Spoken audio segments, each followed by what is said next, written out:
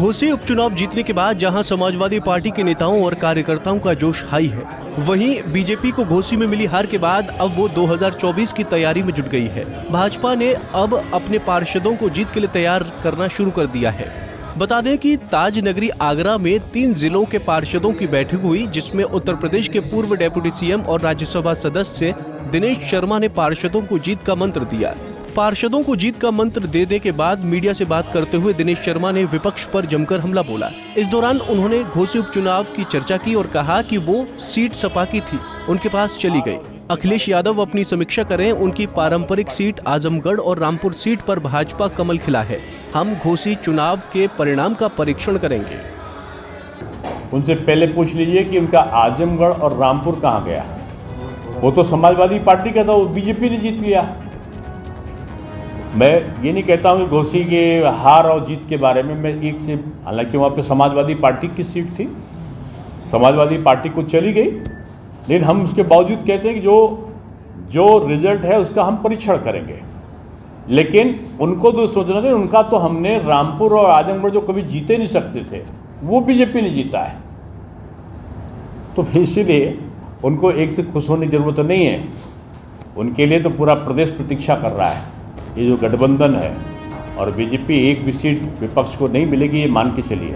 उदयनिधि के सनातन पर दिए बयान पर राज्यसभा सदस्य दिनेश शर्मा ने कहा कि ये सोच उदय की नहीं है, ये कांग्रेस की सोच है। उदयनिधि निधि के बाबा करुणानिधि भी इस तरह की सोच रखते थे। उदयनिधि की समाज में हैसियत नहीं है और वो अपने बाबा के नक्शे कदम पर चलता है। उनके बाबा करुणानिधि ऐसी टिप्पणी करते हैं।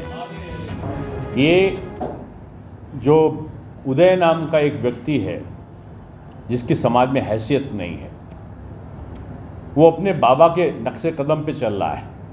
उसके पिता के पिता करुणाकरण भी ऐसी टिप्पणियां करते थे।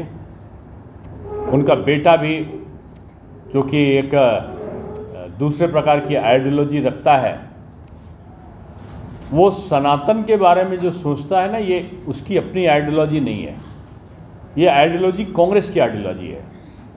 कांग्रेस का जो गठबंधन है वो इसी प्रकार की बातें कहते हैं। कांग्रेस ने तो लिख के दिया था कि राम जी का अस्तित्व नहीं है, उन्होंने लिख के दिया था कि राम सेतु का कोई यहाँ पर प्राप्त करने का कोई आधार नहीं है, लिख कर उन्होंने नकारा था।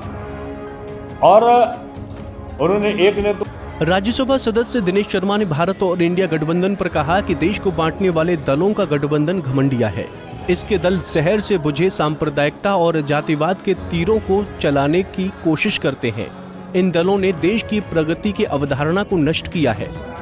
लोगों का एक गिरोह, तो मैं नहीं कहूँगा, एक समूह एकत्रित हुआ है और ये चुनौती दे रहा है।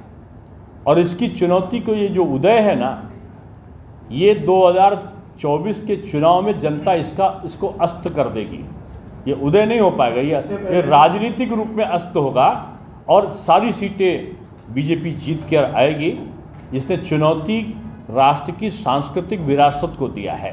लगातार सनातन पर हमले हो रहे हैं, इससे पहले भी। मऊ में हुए उपचुनाव में मिली हार के बाद अब बीजेपी ने 2024 के लोकसभा चुनाव की तैयारी शुरू कर दी है। बीजेपी नेताओं का मानना है कि मोदी और योगी के समन्वय से भाजपा 2024 में अच्छा प्रदर्शन करेगी। पंजाब केसरी टीवी के लिए आगरा से ब्रजभूषण की रिपोर्ट। हमसे जुड़े रहने के लिए हमारे YouTube चैनल को सब्सक्राइब करें और नई वीडियो की नोटिफिकेशन के लिए बेल आइकॉन को दबाएं। अगर आप ये वीडियो Facebook पर देख रहे हैं तो लाइक जरूर करें और ज्यादा से ज्यादा शेयर करें। धन्यवाद।